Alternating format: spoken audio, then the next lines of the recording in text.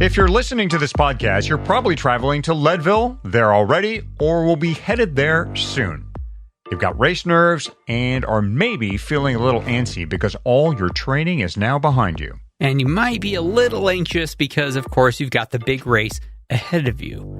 So it's a perfect time for us to give you a little bonus episode, this episode of the podcast. And it's an even more perfect time for you to get to know Floyd's of Leadville products. Yeah, if there's ever a time to relax and recover, this is it. Put your feet up. Have a couple extra drops of Floyd's of Leadville tincture, maybe a soft gel, perhaps rub in some nice cooling balm. Yeah, why not do all of those things at once? Honestly, folks, now really is the time to relax and recover, and that is what Floyd's of Leadville is all about. Be sure to check out Floyd's of Leadville, our presenting sponsor, at floydsofleadville.com and use the code FATTY at checkout for a 15% discount on your first 2 orders. And thank you so much, Floyd's of Leadville, for sponsoring this show. 3, 2, 1.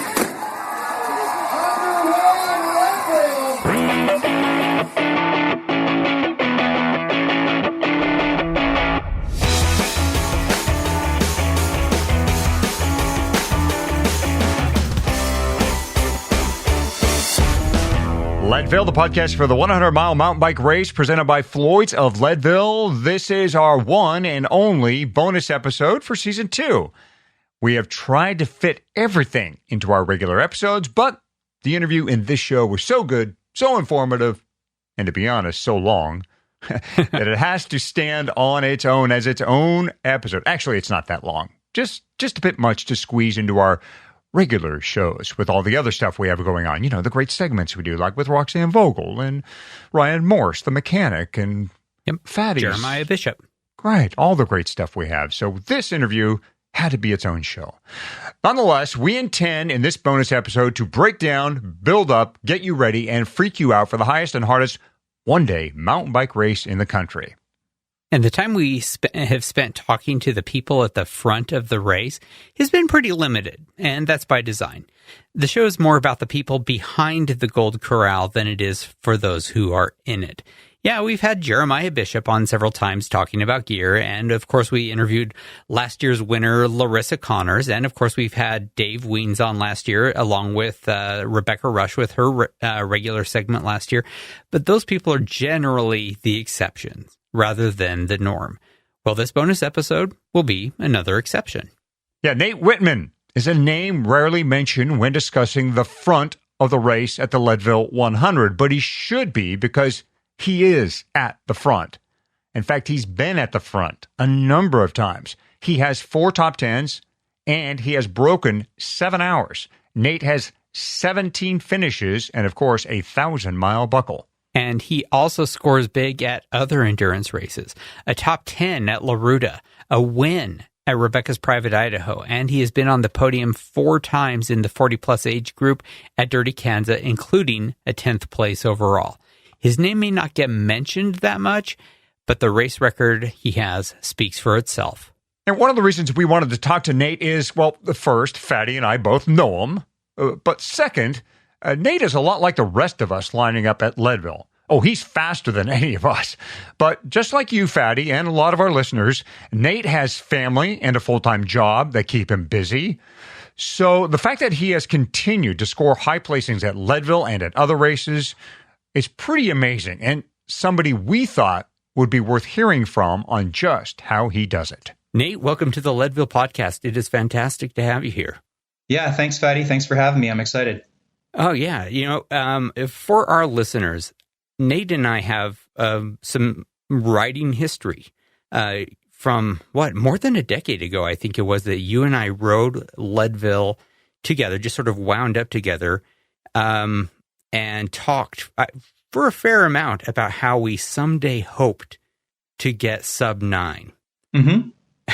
Yeah. I think it's at least a decade. It's probably, if I had to guess, I'd put that in the range of about 2003, 4, 5 would kind of be my guess. Yeah. So yeah, it could be between a decade and 15 years. And you and I rode together more than once, and we each have hit that dream, but both in a little bit different of a way. I can now, on a good day, get sub 9, and your best time is what?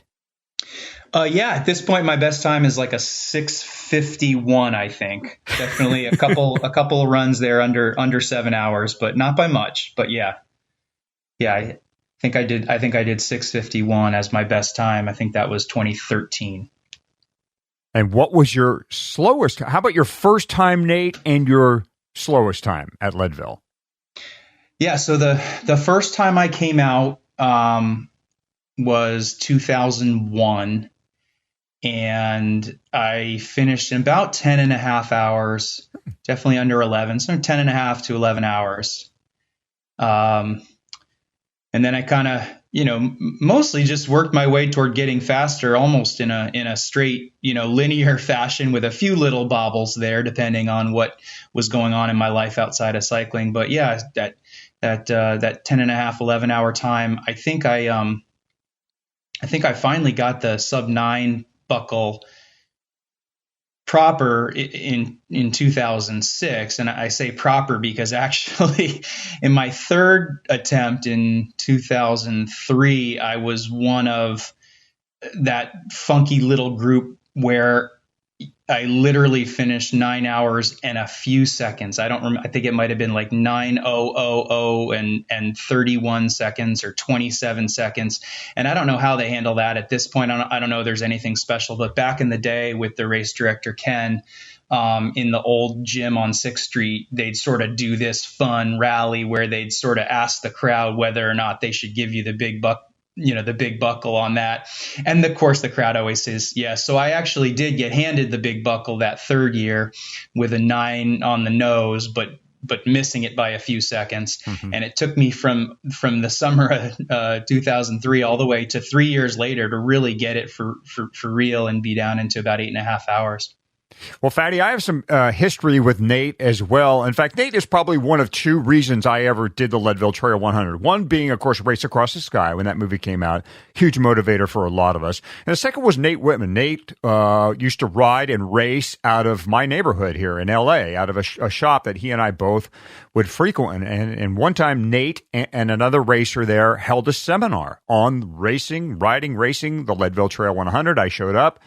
Nate was there with full of great information about doing the race. I also went and did a ride with Nate here locally where he talked more about getting into the Leadville Trail 100, what it meant to do it, how important it was to him, how great it was, how what it did to you personally too. So it was a huge reason why I got involved in the Leadville Trail 100. And I've always said about Nate Whitman, Nate, is that you are the best racer at the Leadville Trail 100 that a lot of people have never heard of. You're right there in the top 20 all the time, but do you get mentioned the day after as, wow, did you see what Nate Whitman did? Not always, not a lot, and probably not as much as you deserve based on your record there. And like a lot of us, you needed just one dose of Leadville to get addicted to this thing. So what would you say are the main factors for you going from barely breaking 11 hours to breaking 7? Wow. Potentially unhealthy levels of addiction to being so pumped about competing and pushing myself. I mean, honestly, like I just the fun and enjoyment of being at Leadville and testing myself year after year on the same course, a lot of the same racers, similar conditions. A lot of guys I know, I don't know about either of you, but a lot of my racer buddies are very different. Like they'll sort of say, oh yeah, Leadville, I did that. Next year I'm going to go do blank, and they set their sights on some other epic challenge they've heard of, whether it's a different mountain bike race. Now gravel's getting really big, Dirty Kanza, things like that. Maybe it's not even in cycling. People, I've had friends that have, got the bug and then turn their attention to such a degree that the next big challenge isn't even a cycling challenge. I got a buddy that went into fly fishing. So anyway, I think just loving the idea of, with a little bit of improvement, what might be possible. And one of the things I tell people is like, you never stop making rookie mistakes. It's never like, 15, 20 years in, I've done top 10. I've been on the front row of the starting line in the national anthem. I've spent time, living and training in Leadville. You never get that day where you just waltz into it, the way you jump in your car and go grab a coffee in the morning. There's always something, some detail that you overlook, that you forget. So no matter how good you do in any one year, if you exceed your goal or make your goal, you probably always have that little thought the next day or later that night or the next week of, wow, if I had only made it into that one group instead of losing my focus and getting dropped off the back, maybe I would have been 10 minutes faster. So I think it's just such an incredible challenge. And there's so many different areas where you can kind of carve out improvement, right? Like there's all the obvious stuff, like the training and what type of physical condition you're in. And did you put together your best training plan that year? And did you, if you needed to drop a few pounds, did you make it, or, whatever it is? But that's all the athletic stuff. But there's all the other stuff. There's nutrition, there's gear, there's what bike, what tires, there's decisions about what you eat and when to eat and how much to eat. There's things in and around getting crew support or not getting crew support and tactics. So there's probably, 5, 6, 7 main, buckets of consideration, levers that you can pull when you're thinking about, next time, if maybe I do that, I get a little faster. So I just love it. I love going back to the same course every year and kind of seeing, what's possible. Yeah. Yeah. Sounds like you and I were separated at birth, except for the getting really fast part. So I have to kind of take you back to the main part of Hadi's question there, because it is something that is, that I am trying to grasp and see if, pull something out for our listeners and for myself. How did you go from being someone who, was a 10.5-hour racer, which was about my first time as well, the time I got my first Leadville, to being a possible sub-7 guy? That is a huge chasm to cross. Mm-hmm. Yeah, I think a lot of that relates to kind of like my personal journey as a cyclist, or maybe I'll even say as a non-cyclist. I mean, my path to Leadville and kind of my path and journey within the sport of cycling and competitive endurance cycling, I'm guessing is somewhat different than most. So you asked me about that first year, which was 2001. What I tell people, but maybe is not obvious, is I came to that first Leadville that first year. That was the first event I had ever done on a bike of any kind. I mean, when people say, "Oh, I'm just a beginner," I wasn't even a beginner. I wasn't even a beginner cyclist. I was a non-cyclist. I was like a former college soccer player, trying to think about riding a bike. And so I was probably 25, 26 years old. I heard about Leadville specifically, not about mountain biking. I didn't wander into a bike shop one day or see guys out on the trails and decide I wanted to try mountain biking. I picked up a magazine. I think it might have been like a Men's Health or something of that ilk. It wasn't a cycling magazine. It was like a lifestyle magazine.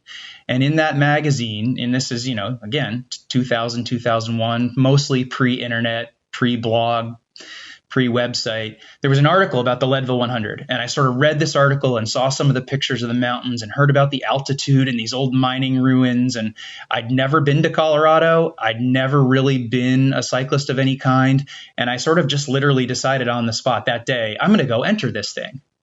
And my I guess my joke or the funny, part of the story is like, I did that. I made that decision and sent in a literally a snail mail, like a postcard entry, with no more gravity than, you might decide, what, I think I'll try to run the LA Marathon. I've done some jogging, like that can't be that hard, and just throw down. And you go to the LA Marathon and there's everybody from the elite Olympians to people that walk most of it to, all shapes and sizes and heights and weights. And I had this picture of Leadville of like people pulling, beach cruisers out of a dusty barn and just sort of like medaling through it. I really didn't understand cycling. I'd never done it. I'd never watched it. I'd never competed in it. And it's no exaggeration to honestly say, when I got to Leadville that first time, not only had I never done any event, not a charity ride, not a century, not an MS ride, not a crit, not a local mountain bike race. I'd never even really ridden with a group. Like I'd never even really ridden in a group of people. So some of it is like my starting point as a cyclist was quite low. I was a college soccer player. Generally speaking, I was a pretty fit guy. As a soccer player, I'd done some running. I had actually run the marathon a couple times, which was another thing that kind of got me interested in cycling, because after 2 or 3 times trying a marathon, I was pretty bored. But that's really the thing. So those first couple years was just even the process of just even understanding cycling. Like I came to Leadville and I finished and I was excited, but my big revelation was like, whoa, okay. Like this is a whole deal, this cycling thing. This isn't just like, your mom's friend Betty, waddling through the LA Marathon. Like this is a thing. People come with equipment and they come with gear and they've got special clothing. And so my first couple years was really just like learning about cycling. And like I said, it took me 5 years to get to the big buckle. And in that time, like for some perspective, I think in one of those years, I won some series in Southern California for like the state champion, but not for like a lower category, like the sport category, or what would now be like Cat 2. So it took me like 2 or 3 full seasons of reading books like the Training Bible and, understanding pacing and intervals and things like that, just to even become like a competitive sport level racer. But once I started to make progress, I got really hooked, and like so many of us, if you're a competitive guy, or if I think most people generally just like to make positive traction in some area of their life. I think that's like innately human, whether it's your career, or your relationships, family, finances, other hobbies. And cycling was the kind of thing, and maybe a lot of us experience this, where if you stick with it and you kind of stay active and just sort of bit by bit, you see progress pretty quick when you're a beginner. And so that was those first several years. And then I think another part of the story is kind of like transitioning to being really more competitive and more serious about it. And happy to talk about that as well. Another thing that is going to be a little different this year is the number of pros who are going to be out there. You know that Education First is going to be bringing a few people out to Leadville, not just 1 or 2 pros, but, sort of a small contingent. You've lined against pro roadies before, from, Floyd and Lance and Levi, but this is different. And I'm interested if you thought about how it might be different this year. Yeah, I have thought about it, and I got a little bit of a sneak peek of it because, they did the same thing for Dirty Kanza. Yeah. So I forget exactly how many athletes they had. I think it was at least 3, and maybe 4, probably the most notable being Taylor Finney. And I spent, maybe within the first 2 or 3 hours, many times seeing him in and around that lead group, which in Kanza is going to be many more riders than, say, at Leadville. Even, a couple hours in, there might still be 30, 40, 50 people sort of strewn out in a pack. I think, if I remember correctly, I think Taylor may have had a flat or some other problem and either, didn't finish or sort of finished, but hours back kind of changed his focus and just had fun with it. Yeah, I think it'll be interesting. I think that, these guys are clearly really strong. I think if they send the same crew, they'll have Lachlan Morton, and I think he's pretty much a definition of like a true climber. So that's going to be interesting. I think, his sort of physiological strength as a cyclist is going to play out in Leadville, maybe, even more to his advantage than, say, at a gravel race that's a little bit flatter and different sort of challenge. But, I think you'll see them working together and animating the race and trying to be near the front and certainly trying for a great result. I don't know that it has an impact where you'd expect to necessarily see one of them win, or sort of some type of, Tour de France style tactic where there's a breakaway that then some other racer has to decide whether or not to try to cover that. I think what it'll end up being is a little bit more like, the potential for the year where Albin Licata won and broke the course record, or set the course record, and became the first and I think only person still to break 6 hours. I think 5:58. I think it'll be a little bit like that, where, you might end up with as many as 4 or 5 or 6 super strong sort of elite international level athletes still riding together. Let's call it, to the base of power line inbound, sort of doing the entire first half of the race all the way out to and up Columbine and down, and regrouping for the flats to come back, and ending up with 5 or 6 guys of that caliber at the bottom of power line. And then from there, I mean, it's just strength and experience and who's on a good day and all that. There's nothing any one teammate's going to do for some other teammate at that point. So it could be a year for a fast time, I'm so glad you brought up the Albinator.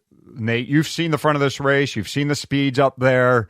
You were there for Licata's time. It's an amazing time. You've broken 7 a couple of times. He broke 6, for goodness sakes. Do you think anybody could beat Albin's time? Wow. Well, I think if it did happen, it would probably play out in the fashion I was just starting to hypothesize around with the education first guys. And I guess I would say, sure, it's possible. I mean, I don't think that time is untouchable. I think it'd be, it's not going to be substantially faster. You're not going to find a day, at least no time soon that I'm aware of, that you're going to find somebody, going 10 or 15 or 20 minutes faster. But could somebody go 30 seconds or a minute or 2 minutes faster?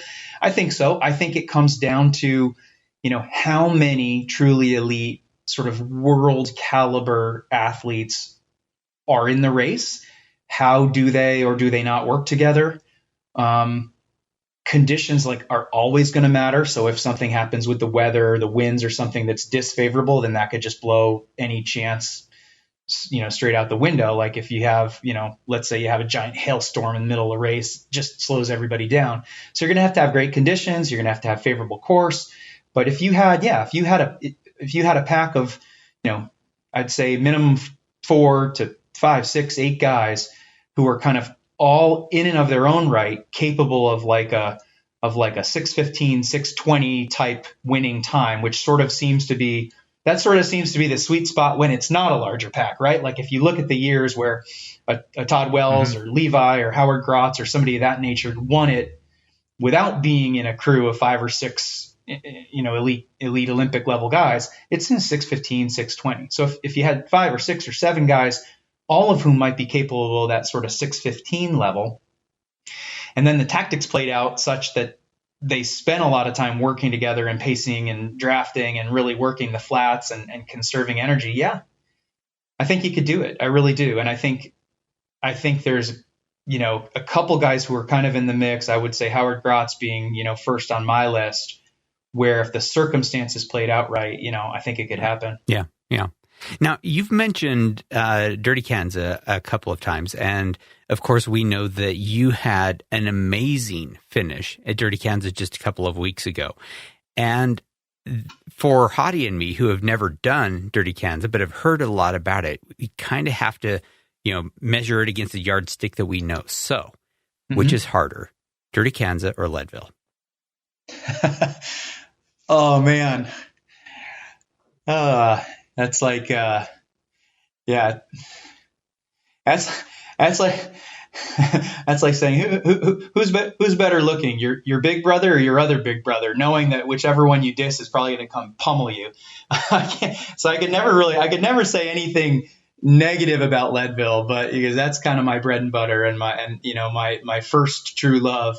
I think the answer is it really depends on who the athlete is. I think when you say which is harder, my next question is for whom, here's what I'll say. I think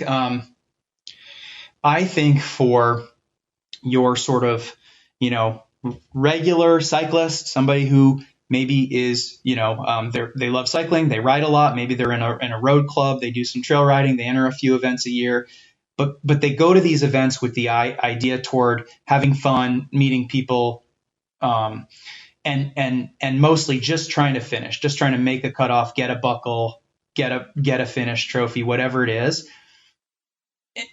I would say Leadville's probably harder from one standpoint, which is I think there's a higher chance that guy comes out and at some point, like literally just feels like they can't turn another pedal, and they find themselves like on the side of the trail, whether it's, pushing up power line at the end of the day, or whether it's, going up over 12,000 feet on the steeper upper sections above tree line on Columbine. I think Leadville has a higher factor for just break your soul, push you off your bike, make you feel like you just can't do it. and just pure punishing, like, okay, I am not going to pedal this bike any longer. I think for that guy at Kanza, it might be 15 hours, you might finish with a flashlight, but at the end of the day, you might get through it. Now, the flip side of that is for somebody like me, or somebody who, maybe is going for, let's say, a finish in the 7 or even 8 hour range, there might be a circumstance where Kanza is harder. And I say that only because we're going to go full gas the whole way regardless. So for me, what's harder? 7 hours at altitude on a mountain bike at full gas, or 10, 11, 12 hours on really gnarly, bumpy, beat you down, spinal compression. God, my ass hurts. My feet are burning, for 12 hours. And so for me, I might actually lean almost to say Kansa's harder, but it all depends on who the athlete is and how do you define hard. I'll tell you this. I probably, Leadville's on Saturday. If you forced me out of bed at 7, 8 in the morning on Sunday and said, hey, you got to go do that thing again, I wouldn't be fast and I wouldn't want to do it, but I could probably finish. I could probably finish a second Leadville on Sunday. At Kanza, that's like, put me in an ice bath. I could barely walk. My back hurts so much. So it's from the jarring, right? There's is it hard endurance and lungs and legs? Is it hard fists and palms and soles of your feet and saddle sores? And I think that the time in the saddle at Kanza makes it kind of a whole nother animal. And then the altitude and steepness and just sheer willpower needed for Leadville is kind of the defining feature there. So Hadi, did you get an answer out of that? Did I? I did. Well, the answer was well before what we just heard, which was his pause. The fact that Nate paused and had to think about his answer, it wasn't clear which was harder, which was all the answer I needed. They're very even, and it does depend on what type of guy you are, what you're used to, what you may not be used to, how you react to certain situations. And so I get it. I get why both are on the same level. I think that's it. You did a good job of summing up my waffling. Even in just thinking about it, power line coming back for someone who's trying to finish in 11, under 12 hours with the false summits and the grades that are, impossible to climb, and the mental anguish of kind of seeing and not knowing, is that the last one that looks like it's the top? Because the last one burned me and it wasn't the top. It was, the false summit number 3 and false summit number 4. And that mental torment of, okay, I think I can try to remount my bike and start pedaling again. But the last time I tried it, I stood there slipping my pedal and not getting any momentum for 90 seconds, just letting time tick by. That is a whole nother form of torture. So I guess if I had to choose, I'll say Leadville's harder. How's that? Okay. I like that. Let's get into gear. Fatty and I love to talk about gear. As if memory serves, Nate, I think you were one of the last 26-inch holdouts at the LT100. You rode in 2011, in fact, a full suspension 26-inch Epic. And I remember asking you about equipment, and you told me, Hadi, I just don't change that quickly. I find no reason to. What I have is fast. It works. But we are in 2019 now, and technology has advanced a little bit. So what does your setup look like now for Leadville? Yeah. I'm on a 29-inch hardtail, a Specialized S-Works. Now they rebranded the hardtail to the Epic badge. Previously Epic kind of implied their full suspension. So now you've got the Epic FSR as a full suspension, and you've got the Epic HT as the light carbon hardtail. So I'm on a pretty much what you'd expect 29-inch carbon hardtail race bike, Specialized. As far as the holdout on the 26, a little bit. I was probably 2 or 3 years behind the trend at that time. And, I would still maintain to this day, it's nowhere near as big of a difference as people maybe wanted you to think when they wanted you to buy yet another bike and move on to a whole new standard. I do think over time, the 29-inch bike for a lot of applications has proven it's probably a little bit more efficient, a little bit more comfortable. And I moved up to a 29-inch bike a couple years after that one that you're mentioning. But I'm on that S-Works Epic hardtail, and happy to share a little bit more, but nothing. What's your gearing? Nothing really out of the ordinary. Gosh, you're gonna reveal me for the non-techie that I am.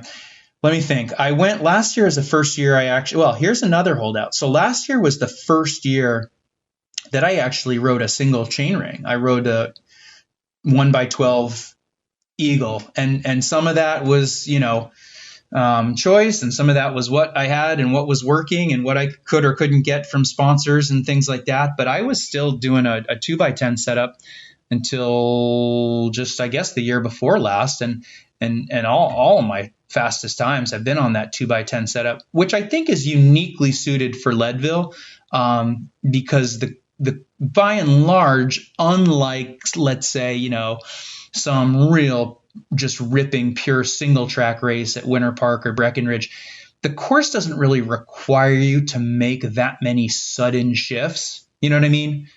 You're sort of like, okay, now I'm going to climb for a really long time. Now I'm going to descend for a really long time. Now I'm going to ride sort of rolling and flat terrain for a really long time. It doesn't really require you to do like a bunch of jumping around between that big ring and the small ring. But gosh, I'm on like standard, the standard Eagle setup, that big, pie plate cassette in the rear. And if I did anything unique in the front, I think I maybe ended up with like 2 teeth bigger than what would come stock. I think I bumped up to a ring in the front that's 2 teeth bigger than what is stock. So that should be a 34, Fatty. Okay, so we got him on a 34 with a 1050 out back. Anything else? So do you do anything special with the bars, aero bars, anything like that? So folks who've seen my bikes over the years may sometimes notice I'll run a little oddball setup that's not really truly aero bars. I've never at Leadville used anything akin to real aero bars, or even a little mini aero bars like what I've done in a few gravel events. I have from time to time mounted an old school set of bar ends. There's a couple different flavors and brands I've used, but if you poke around on Jensen or on Google, and you'll still find some companies making and marketing old school bar ends like what you would have seen, with net over end circa 1997.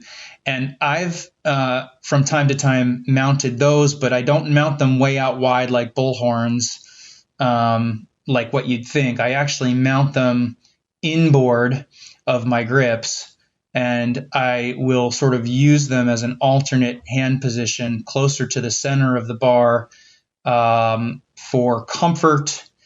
And I like to climb with my hands on those to kind of create some force with my arms and my upper body. And essentially what it ends up doing is it just turns your wrist a little bit more forward and your shoulders a little more narrow, almost mimicking the position of like riding a road bike with your hands on top of the hoods. And so if you could kind of picture your wrist angle and the width of your elbows and arms, and I probably shouldn't be, because I always used to think this is one of my little secret edges, but whatever. I'm 43 going for 18 years. People can have my little have my little secrets if they want them. But yeah, Specialized makes a set. I think Easton makes a set. Maybe others do. But there's a couple different brands out on the market of carbon bar ends with a little bit of an ergonomic mold to it, almost like like where your fingers can rest, like one of those old school, wrist exerciser deals.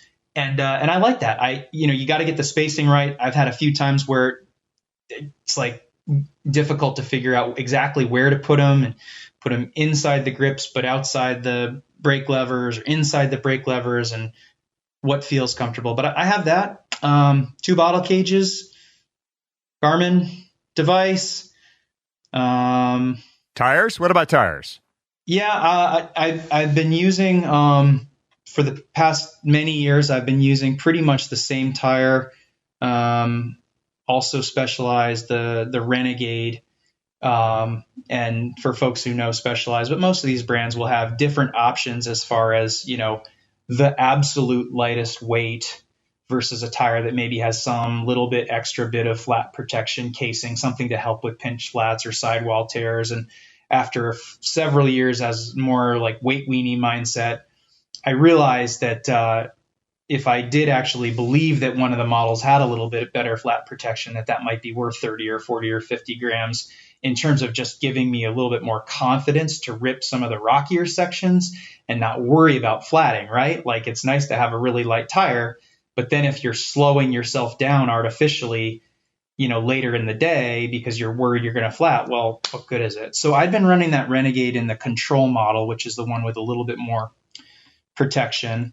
I got to figure out what I'm going to do, because it's kind of like if you've ever had that favorite pair of jeans or that one, awesome backpack, and then the manufacturer stopped making them, and you're like, oh, I got to look around and buy 10 pairs of those jeans so I'll never run out. Specialized redesigned a bunch of their tires in the past, 18 months. And so the Renegade that I've been riding is no longer the Renegade that they make and sell in stores. And I haven't really had time to test out some of their newer designs. So that's the tire I've been using. I've used some other tires over the years. I've used a Kenda Small Block 8, pretty good success back in the day. I know a lot of people who like the Maxxis Aspens. I imagine when all is said and done, I'll be on one of Specialized new tires. Mm-hmm. And I was asking about, what do you carry as far as tools and flat repair stuff goes? Yeah. Pretty minimalist.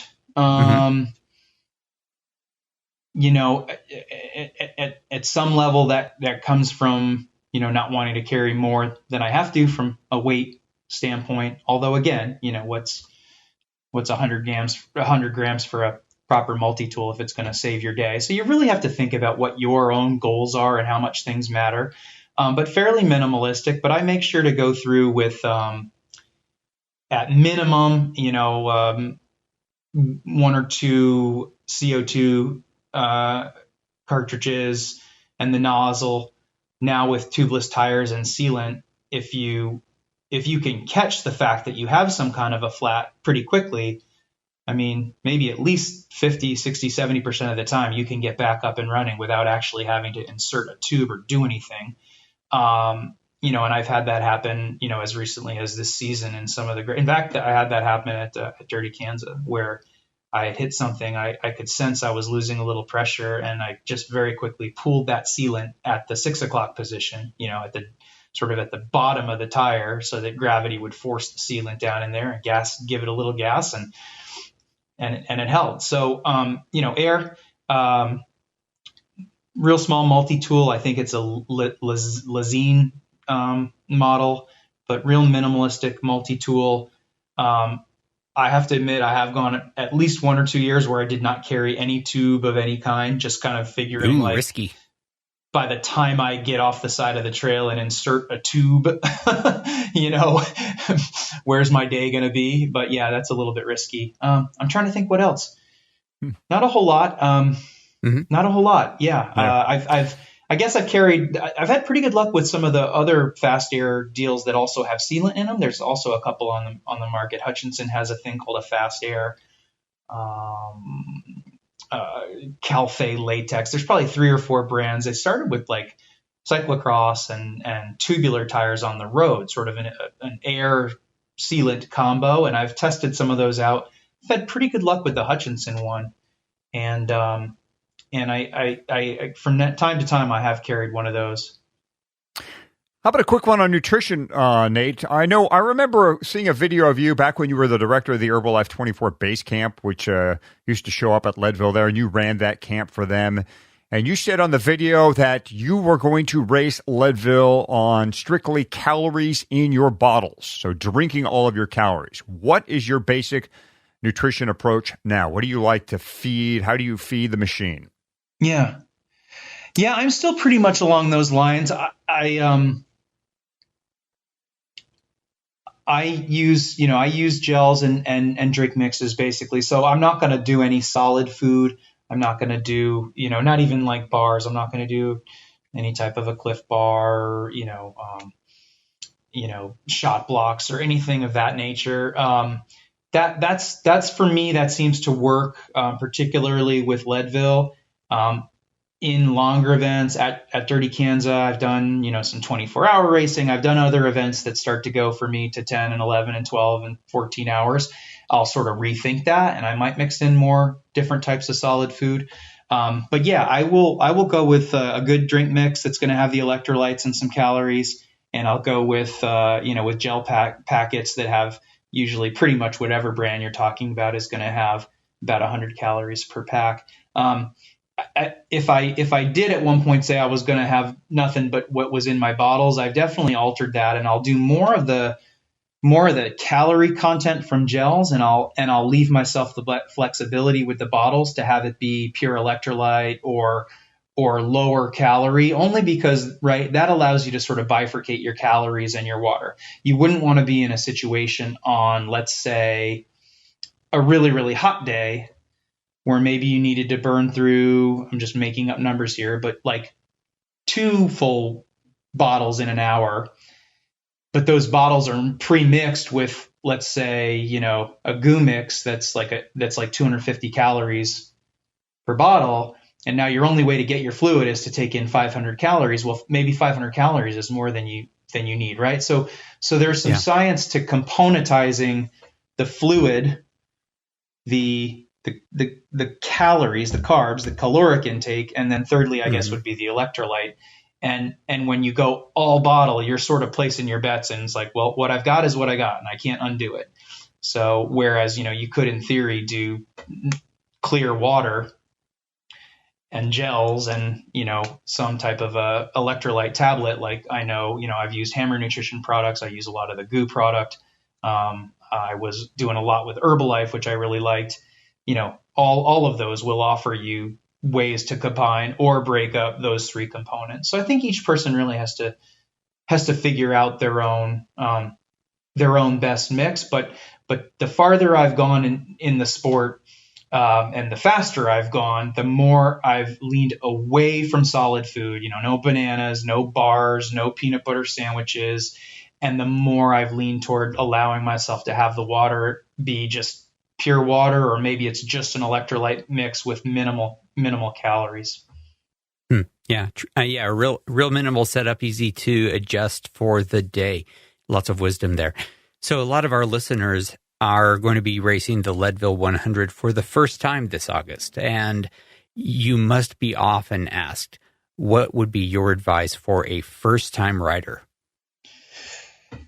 Well, that's a good one. And I do get asked that a lot. And I get asked that by people who are going to go, or, who are thinking about maybe someday they would. And I feel that question from folks that are, sort of just want to go do it for the challenge and have fun. And I get asked by other pros like, hey, I've never been to Leadville, raced the Tour de France, but I've never been to Leadville. How's it going to be different? What can I expect? So yeah, that's a great question. I mean, I guess I would say, one big one that I've given and seems to resonate with folks is the idea to, in your mind, try to mentally prepare and break this race up into segments, into its kind of component segments. If you sort of come at it from the perspective of, God, it's 100 miles or Actually, I think it's about 102 and change. 103 and a half. There you go.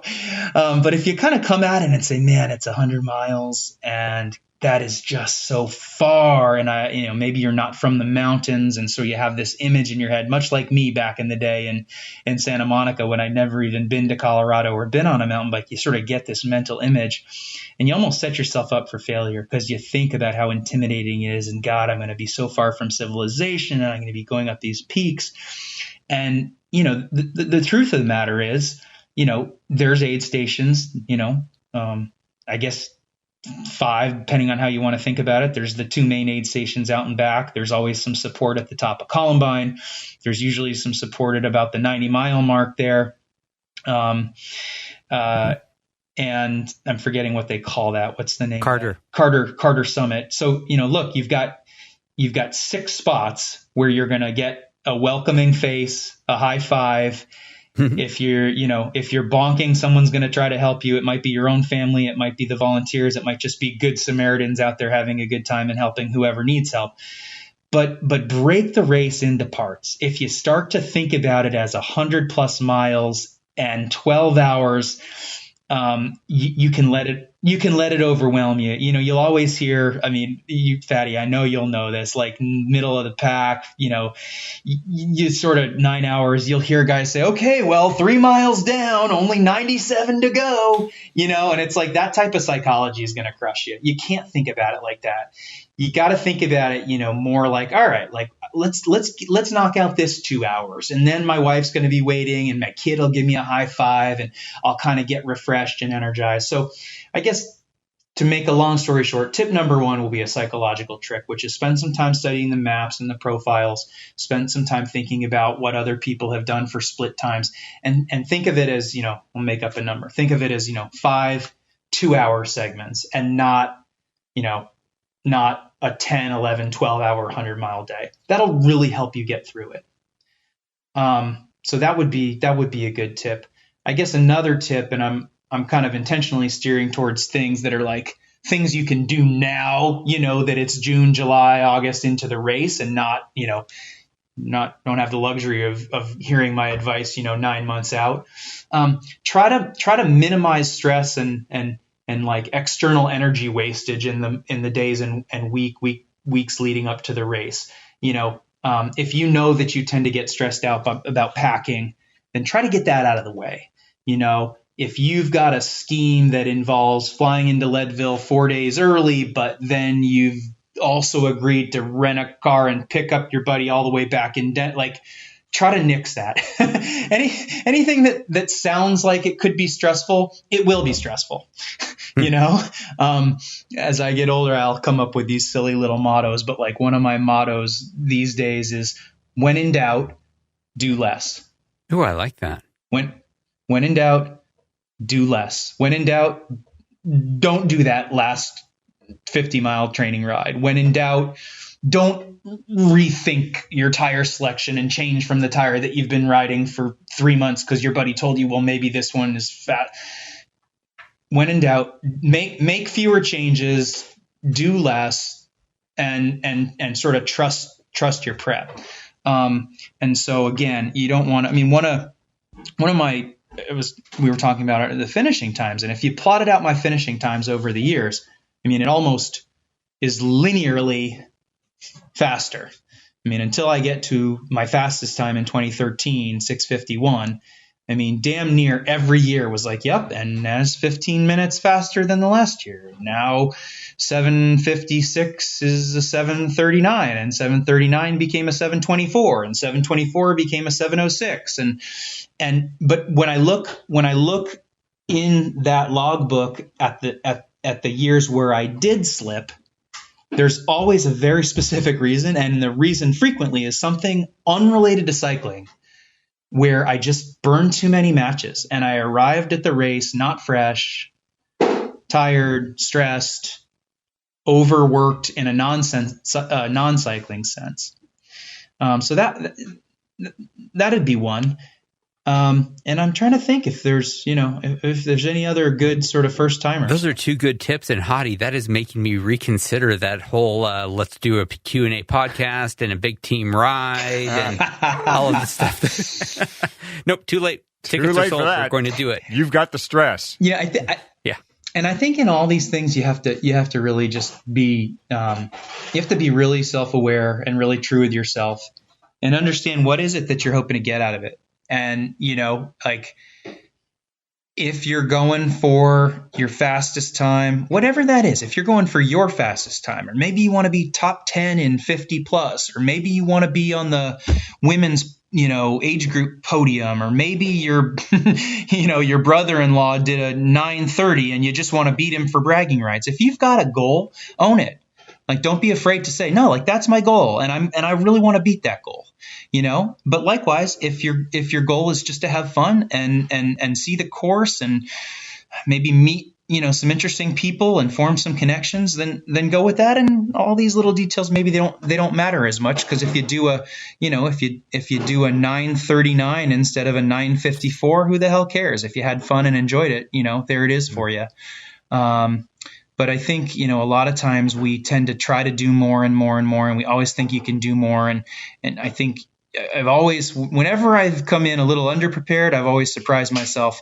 Whenever I felt like, whoa, I might have overdid it. Unfortunately, the answer was I did. And I either overtrained or I overdid it shuttling around family and friends, or trying to mount a new set of tires the night before the race, or, think up some new crew position where I had to have, my support crew go to a different aid station, and I'm drawing maps. And so get good sleep, eat, and, when in doubt, do less. Yeah, Fatty, once I walked up to Nate at the finish line at Leadville, and he just completed another fantastic time. And I think by this time, Nate, you'd crossed over into the 40-plus category. And I'm like, Nate, you are continuing to turn out great times, despite what, some people might say, is an age thing, and maybe you start to slow down. You keep doing great. What's going on? Were you training different? And Nate just said to me, Fatty, nope, Michael, I just try I try to let my Leadville instincts just take over. All this stuff I've learned over so many years, I just come here and try to clear the mind and let things happen, because I know what to do here. I know how to get around this course fast, and I try not to let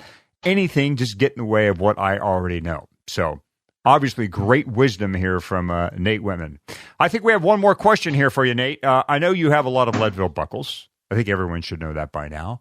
So if we were at your house right now, would those buckles be on actual belts, or are they still in their boxes?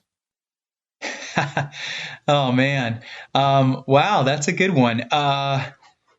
Well, so we'll start with this. None of the buckles are actually mounted to any type of belt. They are all somehow otherwise displayed or tucked away. I've never actually taken the time to figure out how to get one of those buckles on a big fat leather belt and wear it around the house. But I've got the one that I'm most excited about is just that 10-year 1,000 miler, because it's such a great experience getting there.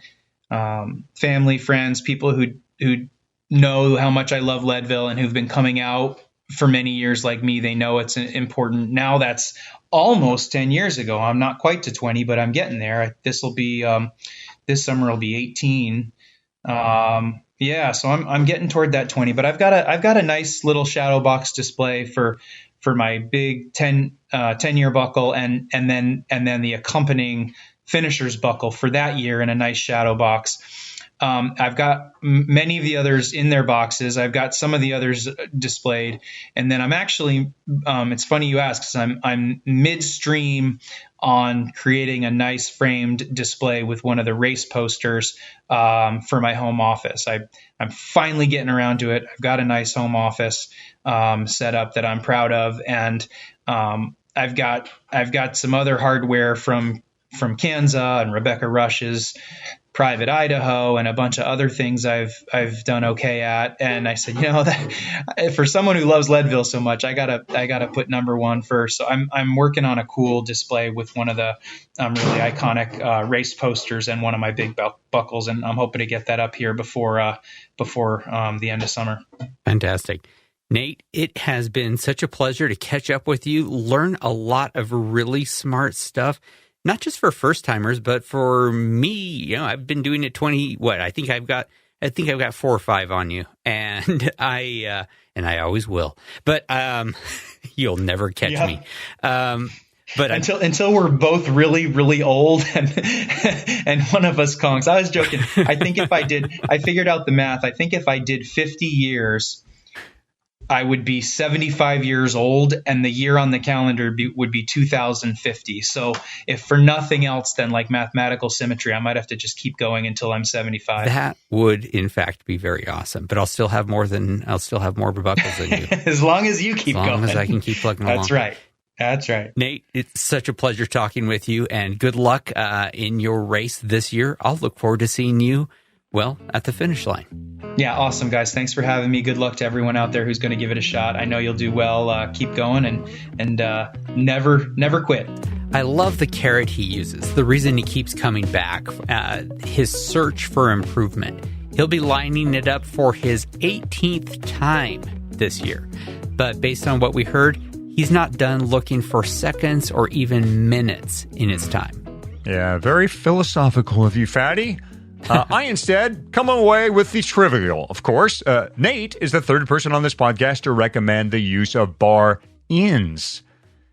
In other words, putting bar ends inboard of your grips to give your hands a road lever-like place to rest. I love this idea. The other mention of this was Lee McCormick, of course, our skills coach. He mentioned bar ends as a good place to put your hands. Jonathan Lee, also another proponent of bar ends. So that recommendation from 3 good sources here on the Leadville 100 podcast. Bar ends may be something to consider, but look, do it in practice first, like we've always said, folks, before you take it onto the race course. All right, let's wrap up our bonus episode. So far, this has been our one and only bonus episode of the Leadville 100 podcast, but you never know. There could be something else that comes up along the road. Of course, we're presented by Floyd's of Leadville. If you like our show, give us a 5-star rating and review over at Apple Podcasts. Also, share it with your other cycling friends. And support our sponsors, please. Let them know you appreciate them making this show possible. Meanwhile, if you have ideas or questions for us, head to that Leadville100podcast.com comment section and get in touch. And also follow us on Twitter. I am at Fat Cyclist. Hottie is at Michael Houghton. You can also find us on Facebook. We both hang out in the Leadville 100 MTB participants group. And if you got a question for us, something that we can use, perhaps next season, I should say, give us drop us a line. We can always use your ideas. Good luck in your training. Thanks for listening, and we will see you very soon at the start line.